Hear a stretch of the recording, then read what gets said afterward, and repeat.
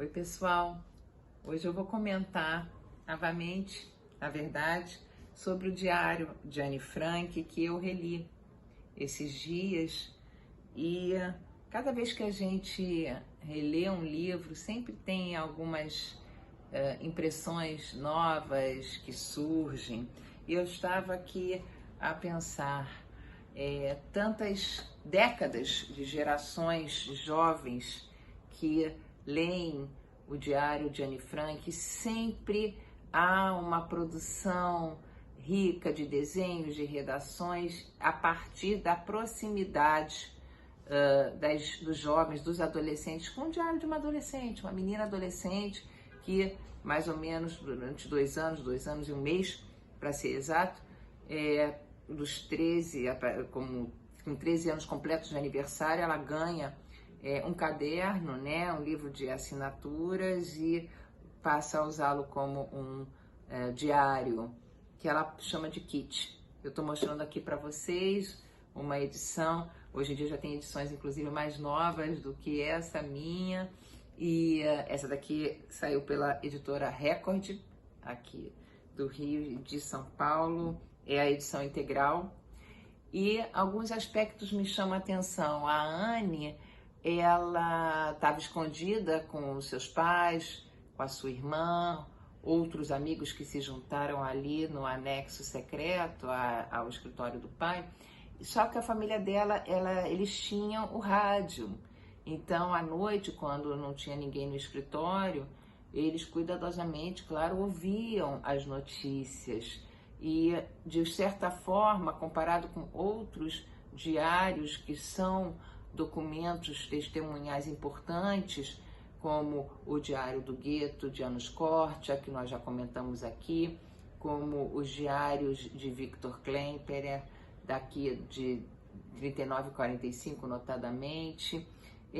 Mas o diário da Anne, ela reúne condições de atualização num grupo perseguido, são todos judeus ali, escondidos, e reúne uma esperança de sobrevivência que foi alimentada pela própria movimentação da família. O pai, Otto, que é o único da família a sobreviver ao Holocausto, ele em 33 eles viviam na Alemanha, e ele tem essa antevisão, não dá para continuar aqui com os boicotes ao trabalho dele, inclusive, e consegue transferir-se com a esposa e as meninas, a Margot e a Anne, para a Holanda, para Amsterdã, e mantendo inclusive a sua atividade comercial.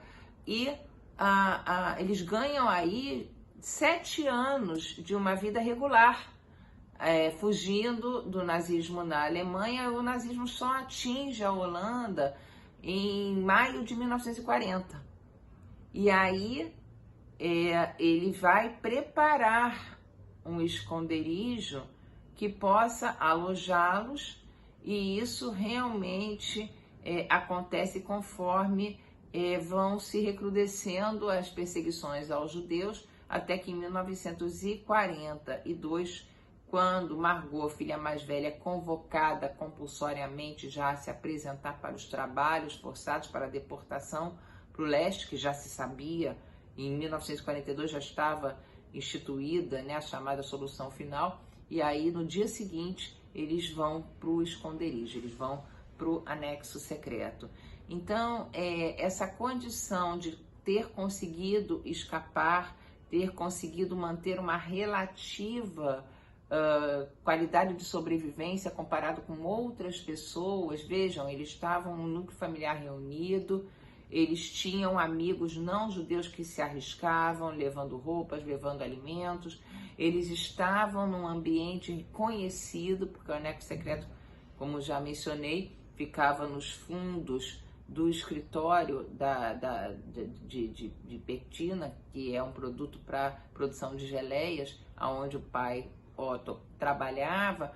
Então, a Anne, ela narra o mal-estar, né, de estar ali confinada, né, a pouca comida, o temor, o medo de serem descobertos. Ela tem os registros traumáticos, mas ao mesmo tempo ela tem a possibilidade de atualização de notícias da guerra, atualização de notícias do que estava acontecendo com os judeus, que esses amigos que ajudavam, que arriscaram suas vidas para ajudá-los, passavam para eles, né, os atualizavam. E tem também ali a proximidade do dia a dia que irritava essa adolescente, né, como é que eram as impressões dela com o pai, com a mãe, etc. Até que no início de 44 ela escuta numa rádio inglesa, na medida que em 44 a Alemanha já começa a perder, né, territórios, os aliados começam a avançar, e ela escuta uma notícia de que os ingleses, quando a guerra terminasse, eles buscariam diários como fontes documentais, registros dessa época. E aí ela passa a revisar o seu texto. Ela que queria ser escritora, né, jornalista, escritora, enfim, ela fala, caramba, então o meu diário vai poder ser útil, né? Eu vou publicá-lo como o título O Anexo.